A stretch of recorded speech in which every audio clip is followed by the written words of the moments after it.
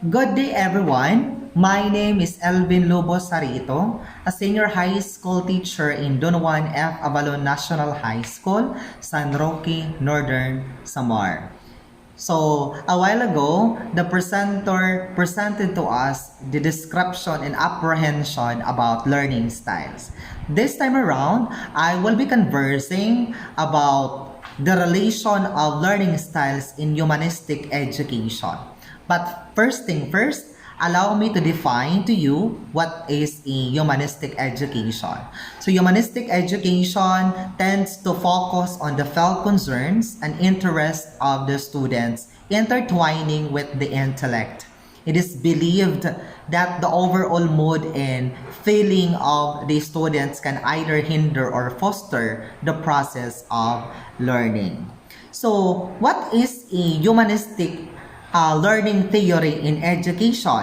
So good teachers are always looking for ways to improve their methods to help students thrive in their classrooms. So different learning theories and techniques help teachers connect with different students based on their learning styles and abilities. Teaching strategies that are student-centered often have great success in helping students learn and grow better. So learner-centered approaches place the student as the authority in educational setting, helping ensure that they are the focus of the education, that are in control of the learning to an extent. So the idea of student-centered learning is an example of the humanistic learning theory in action. It's valuable for current and aspiring educators alike to learn about student-centered education and other humanistic approaches to use in their classrooms. So these approaches can be vital in the helping students truly learn and succeed in their education. So we have principles of humanistic learning theory. So what are those? So there are several important principles involved in the humanistic learning theory that all led to self-actualization. So self-actualization is when all your needs are met, you've become the best you can, and you are fulfilled. While Maslow and the humanists don't believe that most people reach self-actualization, their belief is that we are always in search of it, and the closer we are, the more we can learn. So, the first principle of humanistic learning theory is the student choice. So, choice is the central to the humanistic learning theory and humanistic psychology. So humanistic learning is student-centered, so students are encouraged to take control over their education. They can make choices that can range from daily activities to future goals.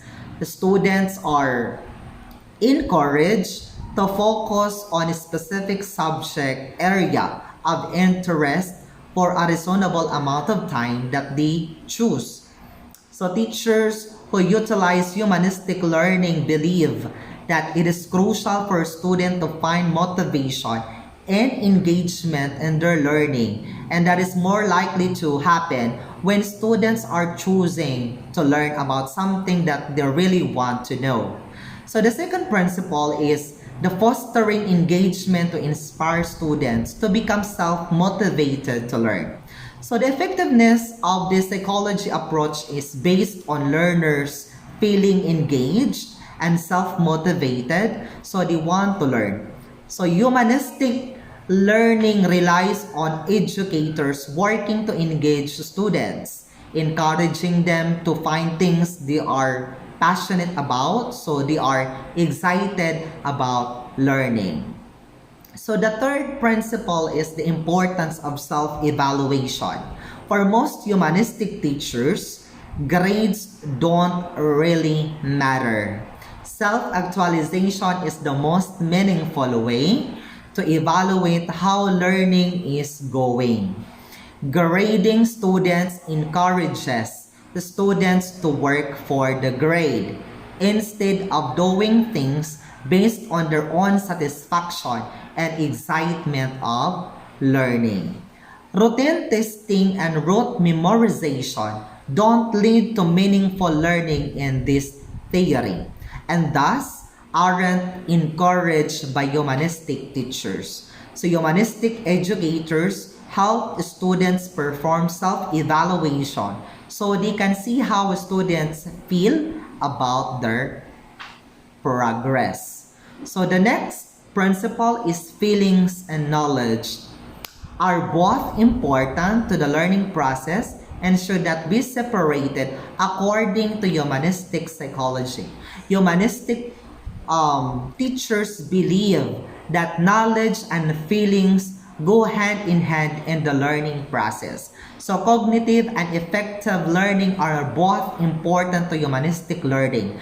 Lessons and activities should focus on the whole students and their intellect and feelings, not one or the other. So the last principle is a safe learning environment.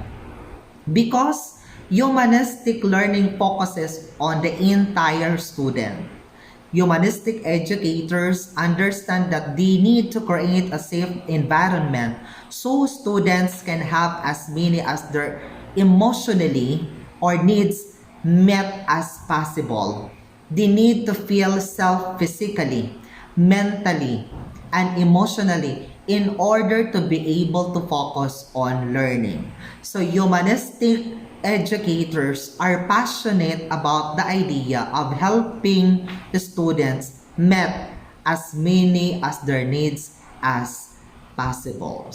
So what is now the role of the teacher and students in humanistic learning theory?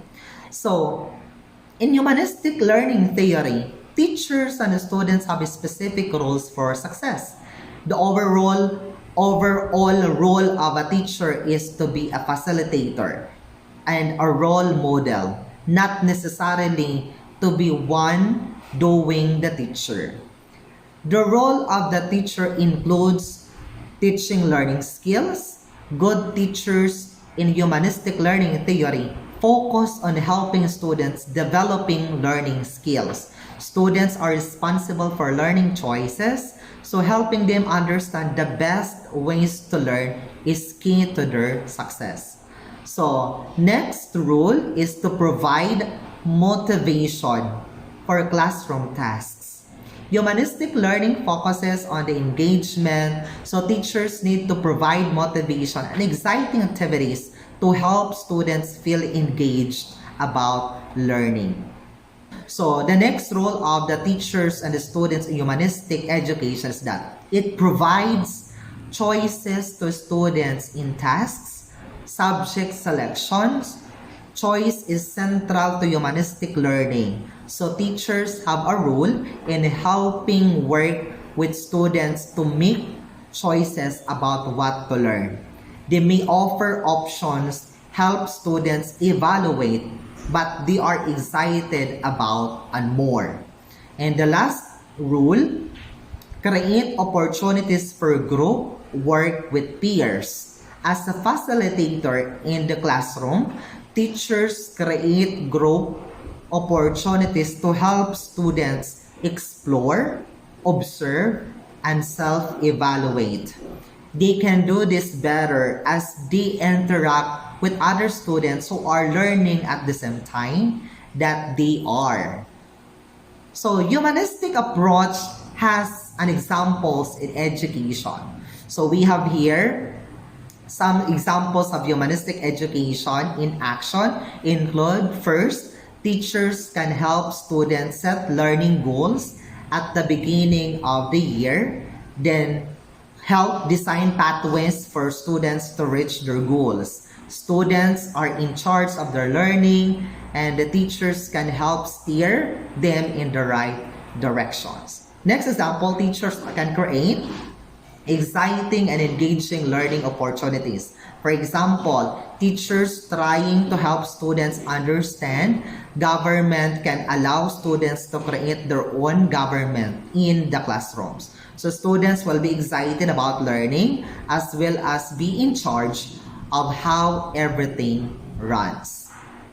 The next principles or examples, teachers can create a self-learning environment for students by having snacks, encouraging students to use the bathroom and get water, and creating job relationship with students. So they will trust speaking to their teacher if there is an issue. And the last example is that teachers can utilize journaling to help students focus on self-evaluation and their feelings as part of learning.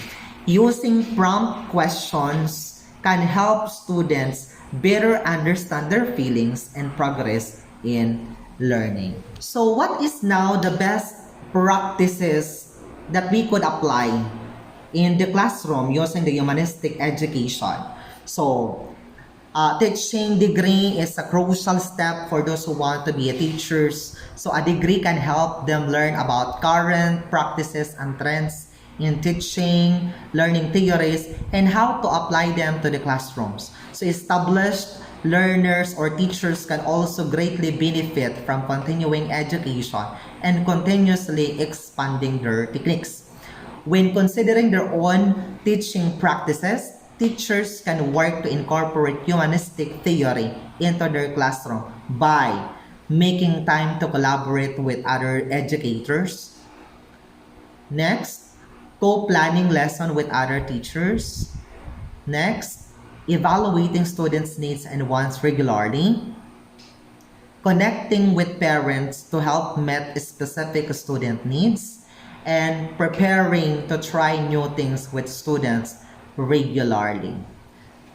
And that's all of my presentation. Have a good day, everyone.